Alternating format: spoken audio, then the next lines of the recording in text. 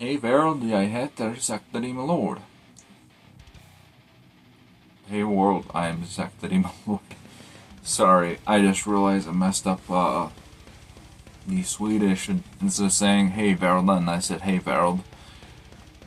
Old habits. Anyways, last video we went over Wicca.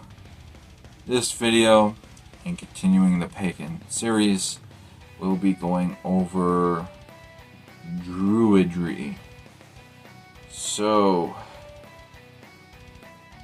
let's get into that after I pull up this thing. As I said, I've been doing more studies on these things so I can grasp them more, but I do not completely grasp them because, well, like with most forms of paganism, they are understudied, understood, and so it just takes diving into it to really understand it. Like before I was a Norse heathen, I didn't know too much besides the idea, okay, there are gods and storybooks and I don't know, Vikings. But yeah. Okay, so Druidry. So my phone's doing this thing that I don't like. There we go. Got the wiki pulled up in case. I'm gonna try not to rely on this as much as I possibly can. But yeah. So Druidry, like, this is different from Wicca. And the last one with Wicca, Wicca is basically constructed from the idea of these various forms of paganism. Druidry, or Druidism, whatever you want to call it, this is more akin to my belief. So like with the Norse heathenry, it is more of a reconstructionalism. Or reconstructionism? Something like that. Essentially, they have looked at the history and facts of a certain thing and brought that stuff back. And so it's different from the Wicca, because Wicca is, okay, we look at the histories of multiple things and then converge them into one idea. This is more, okay, this is what our ancestors or this specific group of people did, let's bring it back. So with Druidry, you might ask, where does this come from? So Druidry is sort of the magic practices that are specific to the Celtic peoples, especially the Celtic peoples who existed among the Isles. So whether it's, Cornwall, Wales, Scotland, Manx, Isle Manx, or Ireland, it's just that general area. A lot of these folk can get strangely interested in especially Wales, from what I have seen. Maybe that's just because one of the most popular druids comes from Wales. But at least from the info I've been able to find, Wales gets mentioned quite a bit. But yeah. So with this, I would say that akin to the Celtic paganism video, from what I can tell, this form of magic is very much just focused on nature. So a lot of just, whether it's maybe prayer or certain, ceremonies or rituals or things, acts that are done outside, help to invoke certain types of energy to either bless or curse, that sort of thing. I don't know. Let's see.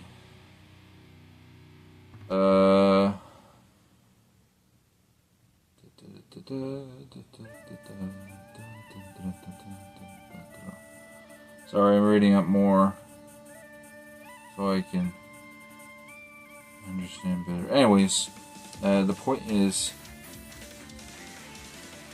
these people just like the outdoors. They believe in the outdoors, and all the energies of the world come from the outdoors.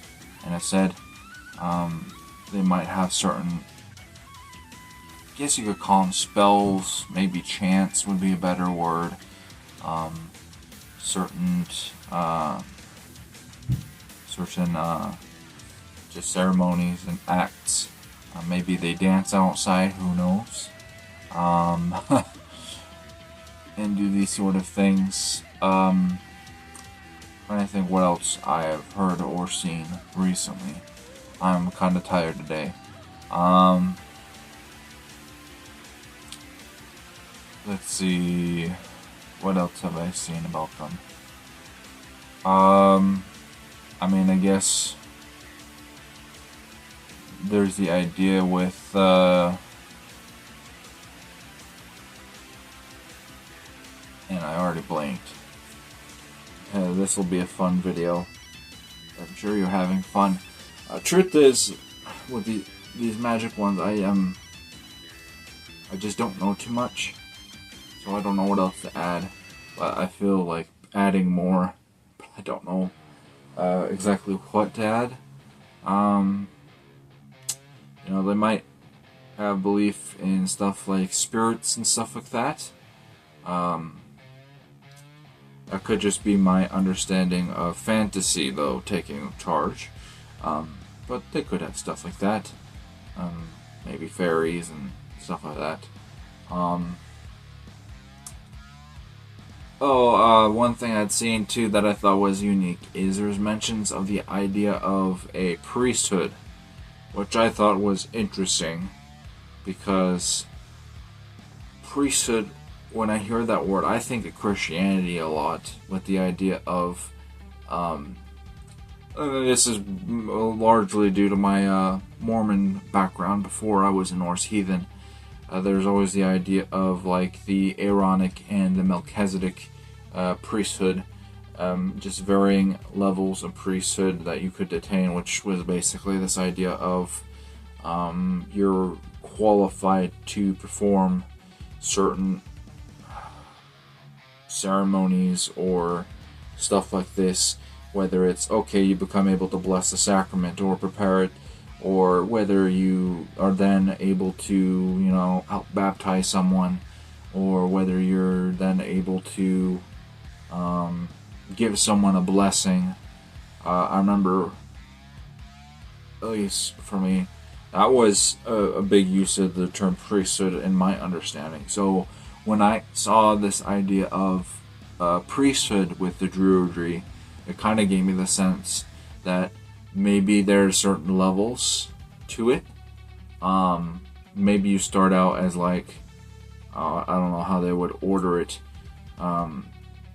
but you just start out maybe like a simple level mage, and then you go up to being a intermediate beginner, and then okay, you're mediocre, and then you get up to okay, you're like very much top tier priest level. You can do all these different things or whatever. I don't know. The only thing I do want to say though is, like with the last one, if you are a druid, I am interested in understanding more, so please share in the comments. I would love to learn more about the various other roots of paganism. But yeah, that's all I can think of for this one though. If you enjoyed it, which I'll admit I doubt it. These ones are a little bit more boring because I frankly don't know that much, so I can't share that much. I can just share what I have researched a little bit about and what I have heard and seen. But yeah, please give me a like though, subscribe, share if you are interested, and I promise there are just going to be better videos. Even the next one is going to be immensely better than these last two. But yeah, we'll see you then, and until then, hey do.